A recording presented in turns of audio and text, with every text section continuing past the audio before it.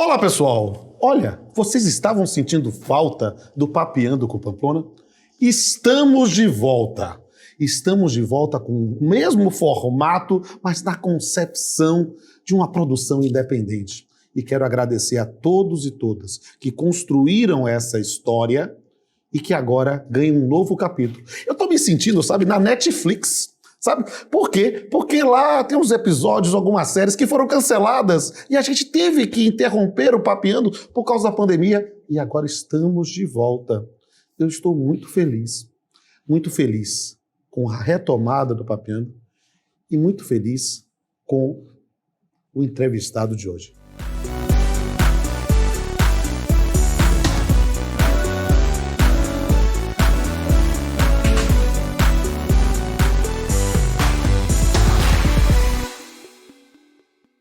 Senhoras e senhores, com vocês, Fred Didier.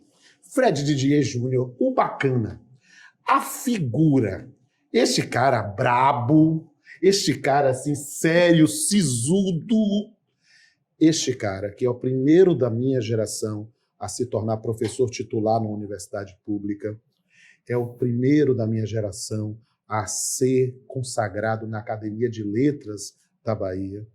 É mestre, doutor, livre-docente, autor de obras respeitadíssimas do direito processual, foi meu vice-presidente na Academia de Letras Jurídicas da Bahia.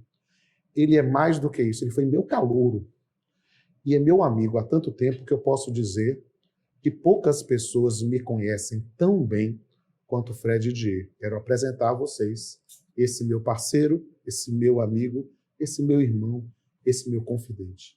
Fred, que bom te receber finalmente no Papeando com Pamplona. Finalmente. Mas você sabe que não foi por... A gente sabe. Não foi porque eu não queria. Desde a primeira temporada. Eu estava batendo papo aqui nos bastidores com o Fred, dizendo que uma das coisas que mais me motivava a fazer o Papeando foi a constatação que o Papeando era a minha cara. E essa minha cara foi porque ele disse algo, um dos nossos almoços. Eu vou dizer isso pro pessoal. Todo ano a gente tem um momento que a gente almoça ou janta para fazer uma retrospectiva do ano. A gente conversa. Ele realmente sabe tudo da minha vida. E num desses, acho que nos primeiros almoços, a gente conversando, ele disse, olha, o Papeando é uma grande sacada, porque você traz profundidade e leveza. Porque no nosso mundo jurídico tem muita profundidade e às vezes é muito chato. Às vezes tem leveza demais e aí falta conteúdo. E hoje eu estou entrevistando uma das grandes figuras do conteúdo do Brasil e que conhece o Papeando desde o nascedor. Vamos papear, Fred? Vamos, estou à sua disposição. Vamos papear. E, gente, a gente vai conversar. Vamos bater um papo aqui sobre um tema que é a cara de Fred. Negócio jurídico processual. Esse tema que foi inserido no Código de Processo Civil de 2015, no qual ele atuou como assessor nessa atuação, nessa consultoria, nessa atividade. E a gente quer bater um papo sobre isso, um tema profundo, que normalmente é árido, ou pode ser árido, a depender de quem sim. E hoje a gente vai conversar no Papeando sobre o negócio jurídico processual. Explica para o povo aqui, Fred, o que é negócio jurídico processual? Vamos lá. Pergunta muito boa, sim, pergunta fundamental, né? Pergunta muito boa. Primeiro, para a gente entender o que é um negócio jurídico processual, a gente tem que saber o que é um negócio jurídico, né? Porque o negócio jurídico processual é um negócio jurídico. Então, você pensar que é um negócio jurídico é uma declaração de vontade em que se regula os efeitos jurídicos que aquele negócio produz, quer dizer, é uma declaração dirigida a criar, a alterar ou a extinguir situações jurídicas, você calibrando isso. Então, isso é um negócio jurídico. Sim.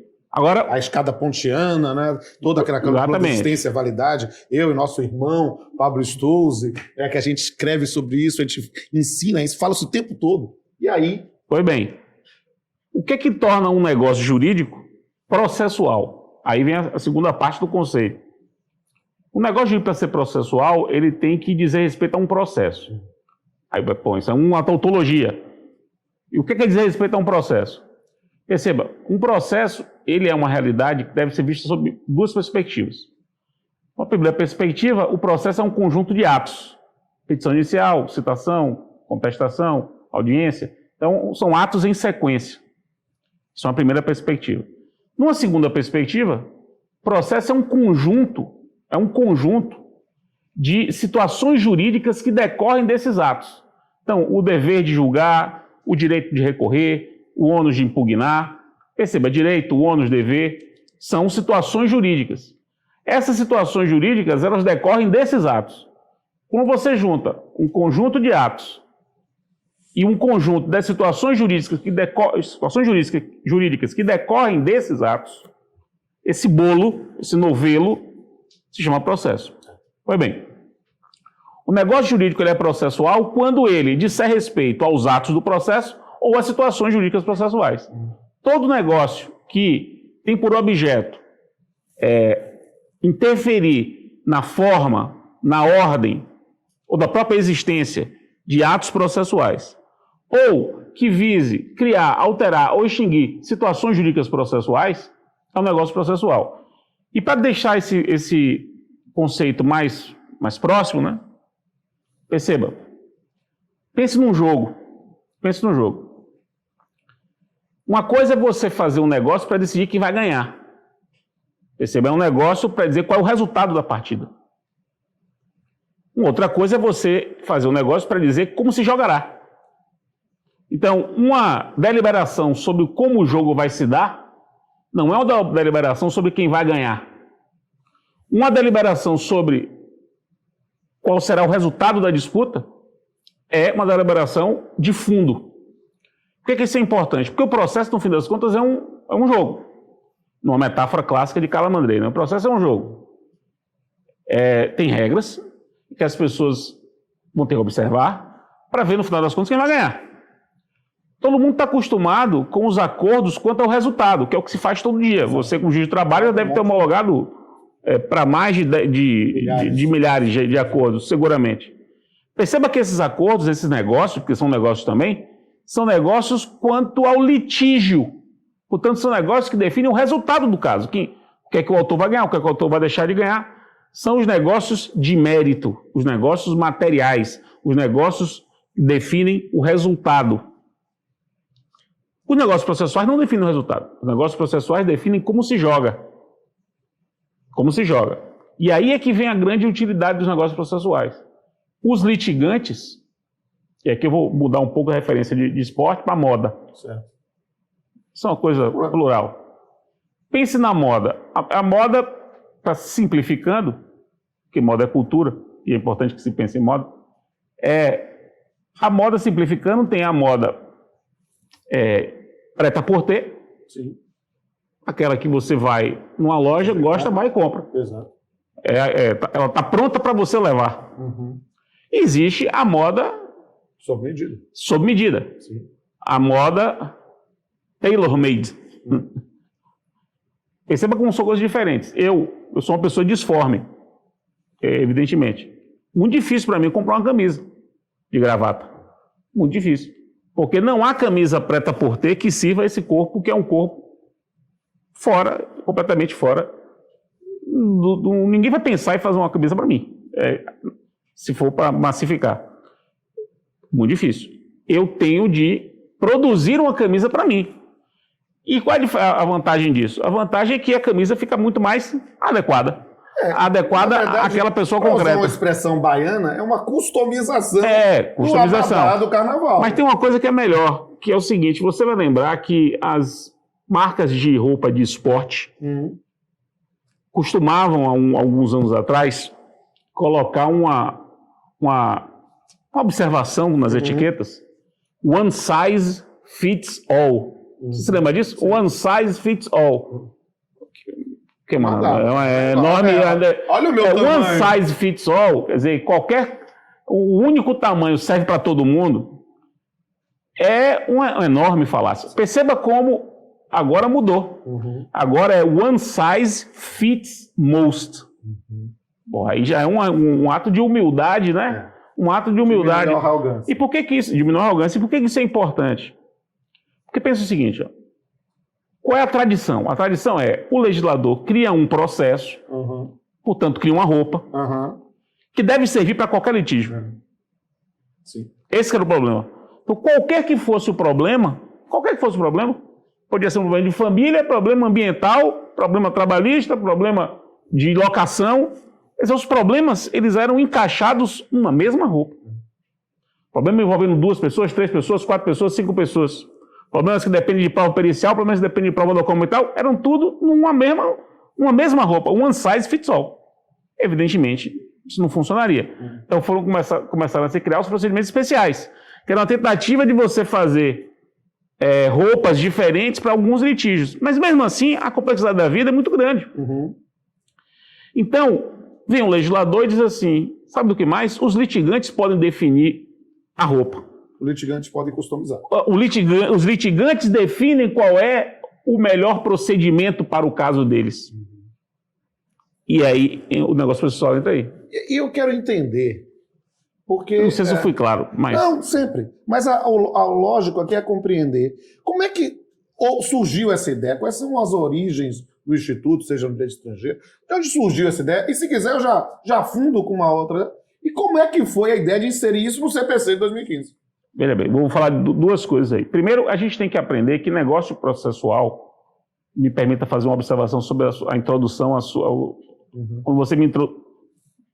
te introduzir? Não foi bem. O baiano fala quando você, tudo bem. Eu teria que levantar uma... Como você é nerd, tinha que ser ele lá, porque Yoda fala ao contrário. Exatamente, né? Veja, sempre houve negócios jurídicos processuais. Quando eu falo sempre, é sempre mesmo. Basta pensar na arbitragem. A arbitragem é um negócio jurídico processual por excelência. Você escolhe o juiz. Perceba, a arbitragem, você escolhe o juiz do caso. Não é brincadeira. Se pegar no processo romano, tem a litis contestácio. Quer dizer, os litigantes diziam na litis contestácio qual era o objeto do litígio. E aquilo era um negócio jurídico. Não dá para falar negócio jurídico porque esse termo não existia à época. Mas é o que corresponde hoje ao negócio jurídico, né? Mas era um acordo de vontades que definia o objeto do litígio. E a gente utiliza a expressão litis contestácio ainda hoje quando a gente pensa nos limites objetivos da lide, exatamente. Né? Exatamente, mas tem que ser nos limites objetivos da lide definidos pelas partes. Pois bem, então olha só, negócio jurídico processual sempre houve. Por que você está... Mas você não me convidou para fazer essa conversa por algo que existe há 3 mil anos. Não. O que mudou e fez com que você e todo mundo se despertasse para esse assunto? É que o legislador brasileiro de 2015, ele, pela primeira vez na história, ele criou uma cláusula geral de negociação processual. Ou seja, além dos negócios processuais que sempre existiram, como foro de eleição, todo mundo aqui só subscreveu um foro de eleição. Todo mundo, 100% das pessoas que estão ouvindo aqui, já em algum momento subscreveu um contrato que tinha um foro de eleição. Foro de eleição é um negócio processual. Mas é um negócio processual típico, regulado pela lei, previsto pela lei típico. Então, os negócios processuais típicos sempre existiram. O que o legislador fez em 2015 foi criar uma cláusula geral que permite que as pessoas agora criem negócios processuais atípicos. E aí, Rodolfo, vamos lá. Essa previsão é inédita no mundo. Não é o Instituto que é inédito. O Instituto existe em vários lugares. Mas a previsão de uma cláusula geral, legal, que dê essa abertura observem bem, inédito no mundo, ela é disparadamente, olha só, eu vou repetir o advérbio, disparadamente o dispositivo do CPC de 2015 que mais foi citado pelas leis posteriores ao CPC. Porque leis posteriores ao CPC, que vão melhorando o sistema processual brasileiro, dialogam muito com o CPC. E o 190, que é o artigo do Código que cuida disso, foi o dispositivo mais referido, foi o que mais impactou. Lei de liberdade econômica mencionou, a nova lei de falência e recuperação judicial mencionou, portarias da Procuradoria da Fazenda Nacional expressamente mencionaram, fora, o que não mencionou, mas se inspirou, pacote anticrime, expressamente menciona os negócios processuais, usando do termo que foi generalizado por conta do Código, lei da transação tributária, o anteprojeto do Código de Processo Civil argentino copia o nosso 190 e disse isso. O projeto de reforma do CPC peruano pega o nosso 190 e disse isso. O professor Louis Cadier, que é professor da Sorbonne e foi o penúltimo presidente da Associação Mundial de Processo, a IAPL, Associação Internacional de Direito Processual, que é um sujeito que estuda contratos processuais e tinha escrito, ele tem um texto que ele diz assim: é inacreditável o que o Brasil fez. Inacreditável o que o Brasil fez. Não há nada parecido no mundo. No mundo. Quer dizer, é um dispositivo impressionante, é o dispositivo que com maior potencial de transformar o direito processual, porque ele muda o modo de se compreender o direito processual. E veja, ele existe e funciona. Funciona bastante. Demais. Eu advogo bastante em, por exemplo, tutela coletiva, e não há termo de ajustamento de conduta, pelo menos não que eu conheça, que não tem negócios processuais. Não há, simplesmente não há. Não há acordo que eu celebre hoje em dia para resolver problema, resolver um litígio, que já não defina ou já não melhore a futura execução daquele acordo. Então a gente já organiza a execução do acordo. Isso para o processo de trabalho é muito importante, Rodolfo. Eu queria dizer justamente isso. Porque há uma resistência, que eu acho que é ideológica, às vezes, no Tribunal Superior do Trabalho, para aceitar o negócio jurídico processual, talvez por uma visão que merece ser aperfeiçoada sobre a noção de vulnerabilidade. Mas eu confesso que na condição de magistrado, eu estou na magistratura desde 95, eu, direto, e nesse período de pandemia, fazendo audiência, e aí sem saber se às vezes os corregedores vão respaldar, fazer uma conclusão de um processo em secretaria, ou se eu preciso fazer uma audiência para fazer. Então, como cada um às vezes tem uma visão, eu coloco sempre, eu digo, vamos combinar, pode fazer como mas eu vou colocar na ata que vocês estão concordando, e eu vou colocar aqui em negócio jurídico processual, beleza? Beleza. Perceba, eu confesso que na condição de magistrado eu me respaldo muito mais para evitar uma nulidade quando verifico que as partes informam isso. Então, isso é algo que permite uma adaptação do processo. Rodolfo, me permita só responder a pergunta que você tinha me feito. A origem do 190 do CPC. Tenho muito orgulho de dizer isso, faço questão de responder. Eu assumi a coordenação técnica do CPC na Câmara dos Deputados em 2011. E o tema negócio processual é um tema do meu grupo de pesquisa desde a origem do grupo de pesquisa. Desde que eu criei meu grupo de pesquisa em 2006, a gente debate fatos jurídicos processuais e negócios processuais. E eu orientei trabalhos, e uma tese de doutorado que eu orientei na UFBA foi de Pedro Henrique Pedrosa Nogueira, que é professor da Federal de Alagoas, e que defendeu a tese exatamente em 2011, negócios jurídicos processuais, a decisão como negócio jurídico processual. E aí o que é que eu fiz? Eu assumi, eu fiz, rapaz, eu vou fazer essa ousadia aqui. Eu decidi. Chamei Pedro e a gente redigiu o artigo 190. O 190 e o 191 foram redigidos por mim e por Pedro. A gente montou aquilo ali e colocou em 2011 no projeto e ficou até hoje. E está aí até hoje, está com essa repercussão toda. Hoje, 10 anos depois, né, não há quem não saiba do assunto. Vou até fazer aqui. Pedro, você deve estar vendo esse vídeo no momento. Olha, anote para fazer um papeando comigo. Você foi meu aluno na pós-graduação, né, no PPGD da UFBA. Eu acompanhei esse trabalho e eu faço questão absoluta. Você está sendo citado para ser convocado para ser entrevistado brevemente. Ele foi meu primeiro doutorando, né? Meu primeiro doutorando. Veja, hoje, o termo negócio jurídico processual, que era um termo doutrinário, curioso isso, era um termo doutrinário. Virou termo legal na Lei de Liberdade Econômica, que foi a primeira a usar esse termo. Porque o CPC não usa o termo. O CPC não usa o termo negócio jurídico processual. Isso é uma cunha doutrinária. Exato. Quando a Lei de Liberdade Econômica veio e criou esse termo, ela criou o termo, na verdade ela incorporou, positivou em lei o termo, depois veio o pacote anticrime e colocou também. Então hoje virou um lugar comum, é um tema absolutamente fundamental, e essa pequena resistência do TST, que foi uma resistência na Instrução Normativa 39, que ela é anterior à própria experiência, isso claramente já foi. Há diversos trabalhos sobre convenções processuais trabalhistas, há uma prática, diária. As pessoas fazem negócios processuais, às vezes nem sem saber estão fazendo. Uma inversão da pauta. Uma inversão da pauta, escolha do perito, definição do modo de, por exemplo, de uma sanção para inadimplemento na execução, você cria uma cláusula penal ali. Então você pode fazer melhoras na execução trabalhista, inclusive num acordo.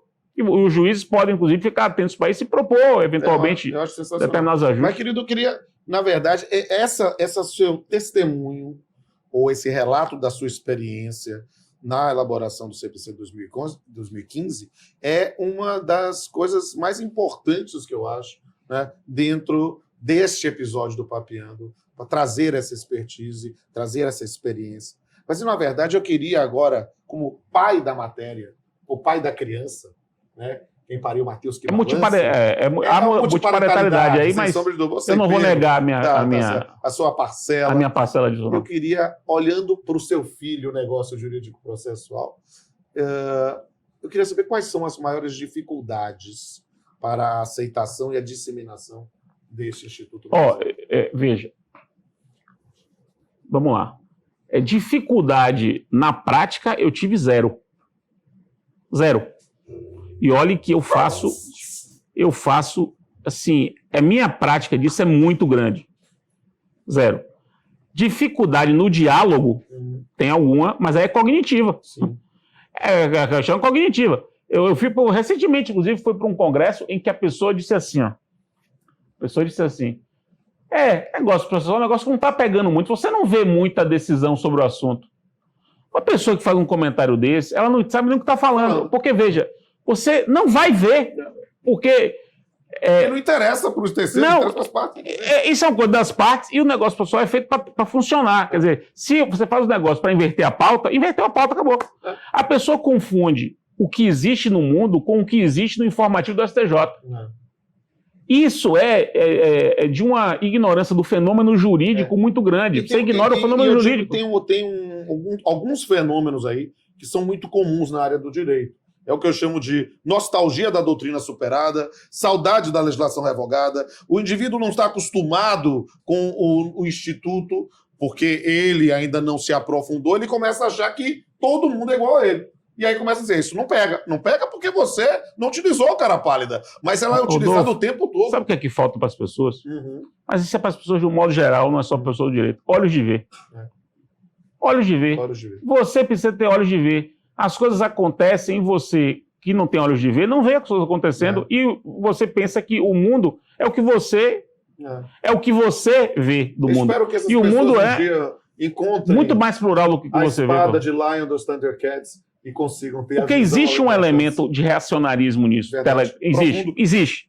Mas existe um elemento de simples ignorância, de imaginar que o que existe no direito é o que existe na jurisprudência do STJ. É a pessoa que estuda processo imaginando o seguinte, processo ou questão processual interessante é aquilo que gera polêmica no STJ. Não, o processo é muito mais coisa além disso. Verdade. Muito mais coisa além disso. Agora, há um elemento reacionário intelectual, sim. Mas aí, me perdoe, Rodolfo, me perdoe não, porque você vai gostar disso, mas não é apenas uma frase bonita de se botar em camisa, mas o novo sempre vem. Eu sei que fase de Belchior é fase de botar em camisa, botar atrás de churrasqueira. Mas o novo é verdade. Agora, o novo sempre vem devia ser um mantra das pessoas. E aquela velha roupa que antes servia, hoje não serve mais. E Fred... Também Belchior. O novo sempre vem. E é preciso ter olhos de ver. E dentro dessa ideia, eu preciso lembrar que você é um dos idealizadores de fundo do Papeando. O Papeando não é só eu. O Papeando não é só nós dois. Tem uma plateia que está doida para fazer perguntas para você. E daqui a pouco a gente volta. Oi, professor. Eu me chamo Aisha. Gostaria de saber as semelhanças e diferenças entre o negócio jurídico processual e a arbitragem. Aisha. Veja, a arbitragem é um exemplo de negócio jurídico processual. Então, a relação entre arbitragem e negócio jurídico processual é uma relação gênero e espécie.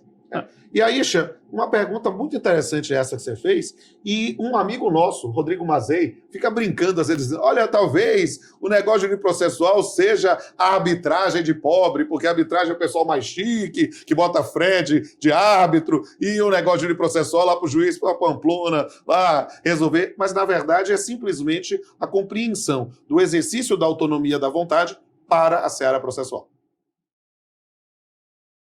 Doutor, me chamo Bianca. O que não pode ser objeto jurídico de negócio processual? Boa pergunta, Bianca. Essa é a pergunta do milhão, né? É a pergunta mais difícil.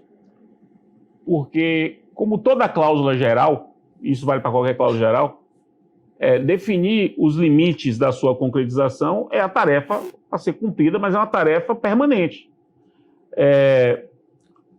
Existem várias diretrizes. Várias diretrizes. A primeira delas é, na dúvida, pode. Quer dizer, na dúvida, estou em dúvida se pode ou não pode, pode. Isso tem até nome em latim para isso. In dubio pro libertate. Então, se tem nome em latim é porque é bom. Tem nome em latim é porque é bom. Mas aí tem outras coisas que são mais também do outro lado da coisa, né? Ninguém vai aceitar um negócio processual para a pessoa submeter a um depoimento sobre tortura.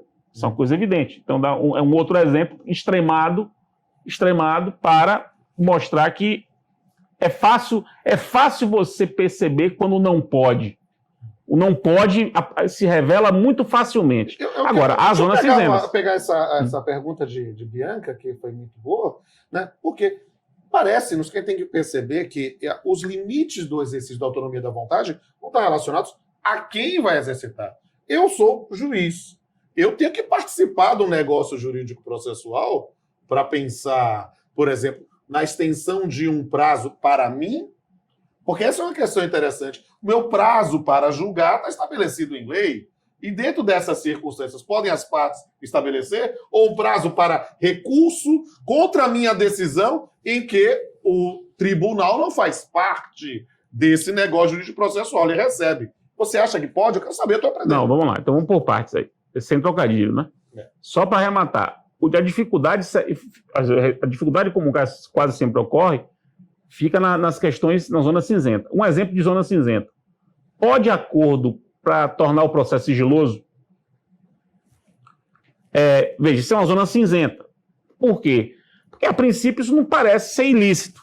Mas, de outro lado, a publicidade, que no fim das contas é o que está sendo negociado, não é um bem das partes, né? O processo é público, não é para as partes. Então, eu posso negociar com o que não me diz respeito. E aí eu pego esse gancho para responder a sua pergunta. Uma outra diretriz muito importante é dizer o seguinte: eu só posso negociar sobre o que me diz respeito. Eu não posso negociar terceiro. Isso. Então, eu não posso dizer, juiz, seu prazo é de 10 dias. Eu não posso atribuir ao juiz uma carga que ele não teria sem o meu negócio. Eu posso negociar sobre o que é meu. Exato. Eu posso negociar sobre o meu prazo. Exatamente. Eu posso. E o juiz fica vinculado a esse meu negócio, certo, porque eu vinculo aquilo que me diz respeito. Então, a limitação subjetiva àquele que negocia é uma diretriz. Mas você disse uma coisa que é apenas um ponto de partida, não é um ponto de chegada. Você diz assim, as limitações, elas devem dizer respeito a quem negocia. Isso é uma coisa só. Mas existe limitação pelo objeto. Também, claro. E aí pouco importa quem negocia. Verdade. Eu não posso negociar tortura. Por exemplo, um depoimento sobre tortura. E aí pouco importa quem está negociando. Exato. Eu não posso negociar um depoimento sobre tortura. Então, há questões de objeto. Sim, claro. Há questões de objeto também. Então, há restrições objetivas, há restrições subjetivas. Um incapaz não pode negociar. Mas o incapaz com o representante pode. Por quê? Porque se o incapaz está com o representante, a incapacidade dele está suprida pela representação.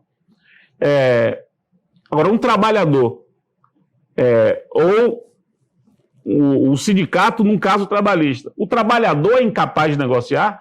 Veja, essa perspectiva é uma perspectiva até humilhante para o trabalhador, né? Porque ele pode negociar o salário dele, quer dizer, ele pode fazer um acordo em audiência e negociar que vai receber X de salário. Ele pode negociar isso. Isso ele pode. Agora, negociar a inversão do ônus da prova, ou melhor, negociar a inversão da produção de prova, aí é demais para o trabalhador. Eu acho que é uma aí questão, é demais. é uma questão que diz respeito aos limites da vulnerabilidade, seja em relação à incapacidade, seja a noção do trabalhador, do consumidor. Você controla em concreto. É verdade. Você não controla a priori. Você não pode dizer... Veja bem, você negar a uma pessoa capaz, a priori, a possibilidade de ela se autorregular, a priori, é você negar, a priori, a aptidão dela de decidir o que é melhor para ela. Veja, nem pessoas com deficiência mais são assim. Se a pessoa tem deficiência, o Estatuto da Pessoa com Deficiência diz, a pessoa com deficiência é capaz. Você faz o controle a posteriori. Eu acho que o aprendizado desse controle a posteriori é um dos desafios do aprendizado com o negócio jurídico processual. Vamos para outra pergunta? Oi, professor, tudo bem? Eu me chamo Rose. Professor, eu quero saber em que consiste a calendarização processual. Rose, muito boa a sua pergunta. Veja, a calendarização, ela é uma técnica, né, de gestão do processo muito difundida no mundo. Que é você agendar os atos processuais, portanto, fazer com que as partes se organizem e o próprio serviço judiciário se organize. O modelo europeu de calendarização é um modelo inquisitivo. Quer dizer, o juiz impõe o calendário. Então, o juiz vai dizer, olha, no dia tal vai ter isso, no dia tal vai ter aquilo, no dia tal vai ter aquilo, e as partes se submetam a isso. O Brasil não adotou esse modelo. O Brasil adotou um modelo de calendarização negocial. Daí a relação da calendarização com o negócio.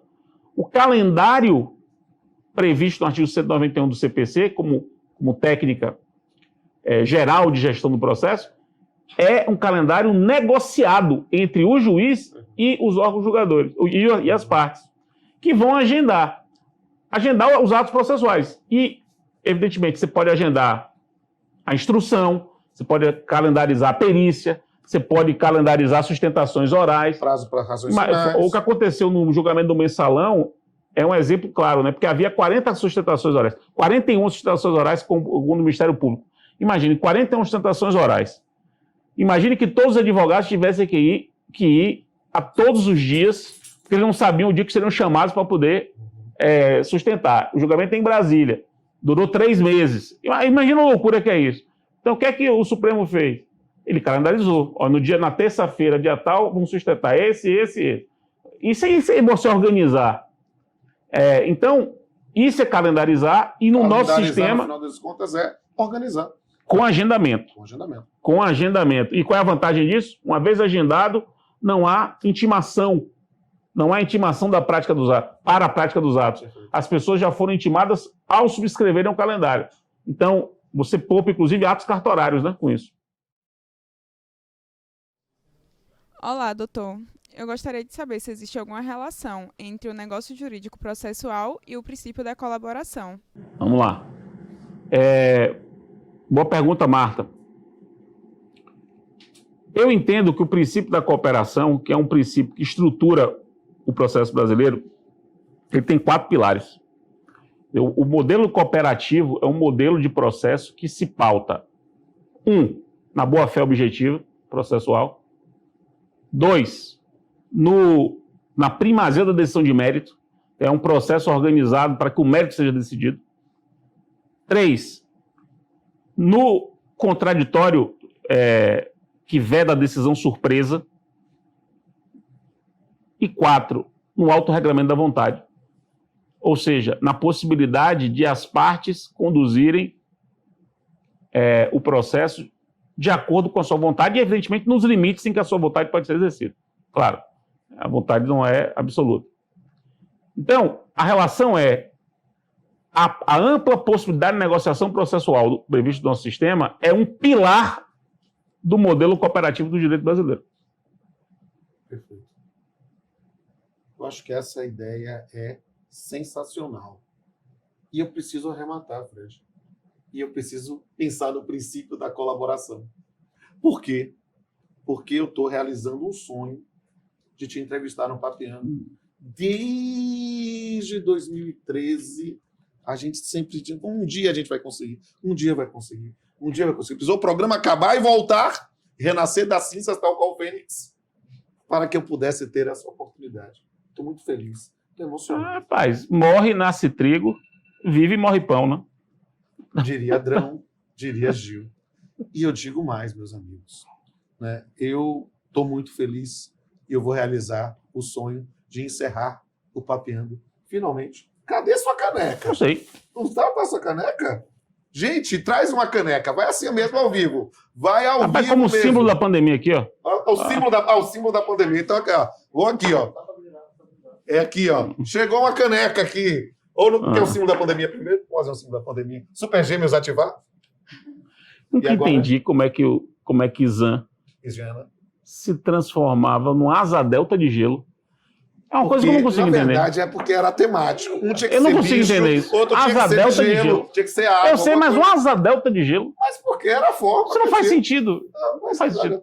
Bem, Eu até entendo um balde, isso uma é força ótimo d'água. para quem está ao vivo gravando o programa. Mas eu e Bacana, como eu chamo, né? Bacana. O pessoal muito jovem não entende. Vejam lá no YouTube, Armação Ilimitada. Veja o Jonas Torres, novinho. Procure foto de Fred, pequenininho. Eu faço bullying logo na hora. Amizade, sabe que amizade para falta de respeito é um beicinho de pulga. E a gente tá junto aqui. E agora sim. Faz uma foto. Que bom, querido. Tentou tirar uma foto? Tira aqui a foto, ó. Tudo ao vivo. Porque eu tô querendo dizer a todos que eu estou muito feliz e quero beber e dizer que a gente vai encerrar mais esse episódio novamente trazendo uma visão poética sobre o tema hoje trabalhado. Até a próxima. O combinado. O combinado é o esperado. O combinado não é surpresa, pois o combinado põe as cartas na mesa. O combinado não se impõe, pois quem combina de verdade só quer realizar a sua vontade. O combinado não deve doer, pois já se sabe o que deve ceder para poder realizar o que se pretende realmente concretizar. O combinado tem o preço que se aceitou. O combinado não é caro, nem barato, seja na vida ou no processo. O combinado é a certeza de que se pode crer na palavra alheia. O combinado é a prova inequívoca de que se pode cogitar seriamente em ser civilizado. Até a próxima.